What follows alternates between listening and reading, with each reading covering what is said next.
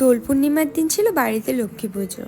অবশ্যই পূর্ণিমাটা আগের দিন লেগে যাওয়াতে পুজোটা আগের দিনই হয়েছিল, তার উপর আরও আগের দিন বৃহস্পতিবার অ্যান্ড সন্ধ্যাবেলাটা পেয়ে গেছিলাম, তার জন্য বাড়িতে পুজোটা ওই দিনই হয়েছিল।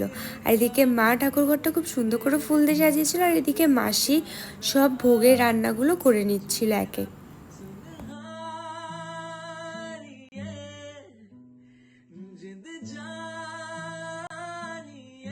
এইদিকে দেখতে দেখতে আমার মাসি ভোগের রান্না কমপ্লিট হয়ে গেল, প্রায় কমপ্লিট হয়ে গেল।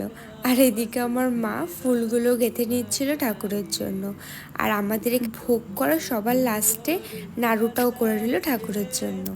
আর ঠাকুরের যে নাড়ুটা করা হয় ওটা দিনের দিনই, পুজোর দিনই করা হয়, কারণ যেহেতু ওটা নিরামিষ করা হয় একেবারে, তো দিনের দিন করাটাই ভালো হয়।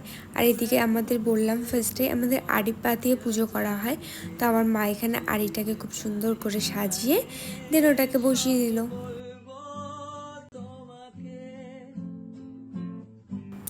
তারপরে একে একে মালা পরিয়ে ঘট বসিয়ে কত সুন্দর করে ঠাকুর ঘরটা সাজিয়ে নিল দেখো।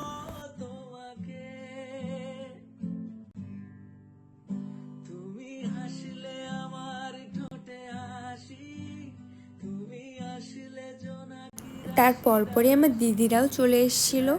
তারপরে দেখো এদিকে মাকে কত সুন্দর করে সাজিয়ে দিয়েছি শাড়ি পরে, আমার মেজদিকেও শাড়ি পরে সাজিয়ে দিয়েছিলাম, আমার পুচকেটাও দেখো।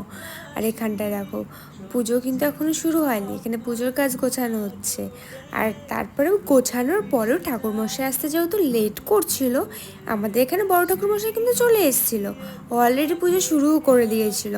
দেখতেই পাবে ধূপকাঠি নিয়ে কত সুন্দর পুজো করছে। ছিল বসে মাসির কোলে, কিন্তু হবে না, আমার মাকে যখনই দেখেছি ধূপকাঠি বার করতে, ও গিয়ে আগে ধূপকাঠিকে নিয়ে ভালোভাবে ঘোরাচ্ছে ঠাকুরের সামনে, তারপরে নম করে ওপাশে দাঁড়িয়ে ঠাকুর দেখতে পাচ্ছে না বলে ওপর ওই সাইডে গিয়েও ঠাকুরটাকে দেখে আবার নম নম করছে, একদম পাকা বুড়ি।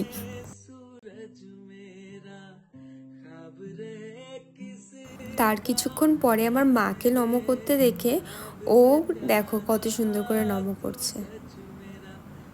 ওকে কিন্তু একবারই বলতে হয়েছে মাম্মাম নম করো, ও কিন্তু নিজে নিজে নম করেছে।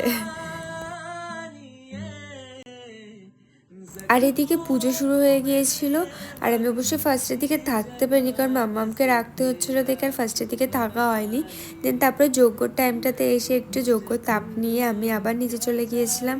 তো তোমাদের সাথে ভিডিওতে এতটাই শেয়ার করার ছিল, ভালো লাগলে অবশ্যই কমেন্ট করে জানিও। আর দোল উৎসব তোমাদের কেমন কাটলো অবশ্যই কমেন্ট করে জানিও। তো আজকের জন্য টাটা, দেখা হচ্ছে নেক্সট কোনো মিনি ব্লগে।